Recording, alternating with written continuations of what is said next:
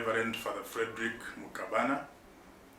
I'm a chameleon priest. Currently I'm based here at St. Francis Community Hospital in Kasarani.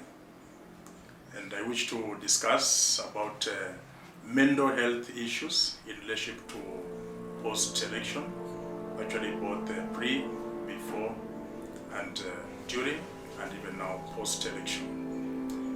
You will realize that when elections come, the times of election come in our country, we put a lot of energy and concentration on the politics in the sense of those who are going to elect, and then we forget about the mental well-being of the citizens themselves.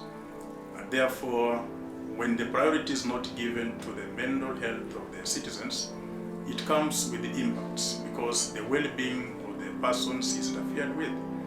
And this is because when you talk of mental health, we look at it as a dynamic internal balance between the mind and the body, whereby the person is able to relate harmoniously both with this in interaction with the body and the mind. When this interaction is not harmonious, then there is interference of the emotional regulations, and even sometimes the social skills are also interfered with. During times of elections, we realize that there is a lot of panic cutting across the country, and many people are affected by both generations, both young and old. And this can also lead to anxieties, and anxiety is a mental health issue. Many people are anxious because they don't know what will happen, both before and even after the elections. It can also result to panic, and some may suffer from panic attacks, and therefore realize that when this is not a gap, then the people suffer.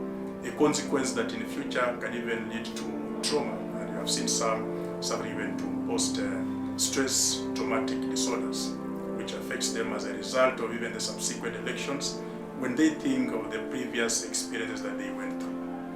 Now, I wish that the country and all humanity, even the church, we need to come up and together with all other stakeholders to make sure that we take care of the health of humanity.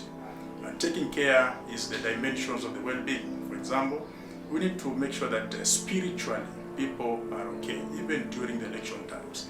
Because sometimes the relationship with God during election times, people, they may tend to turn to God just as a refuge. And this is a bit of a spiritual way of living that may not be so much right in relating to God. Because you only turn to God maybe when there is that dire need. It means that maybe there is fear, either because of any consequence or result that can come from the elections.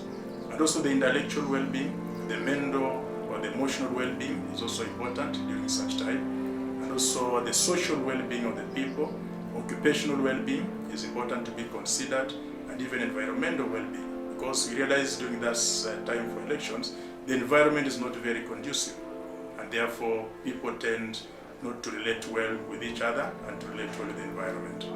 When we put all this together, we are calling upon the church, we call upon all stakeholders, even the government, to put in consideration and be able to sensitize people on the effect that can come with mental health. So we want to recommend that each and everybody, please, let's take care of our health, of our well-being, especially the mental health in relation to the outcome that can come after elections, so that we remain a healthy nation and a productive nation. Thank you, and be blessed.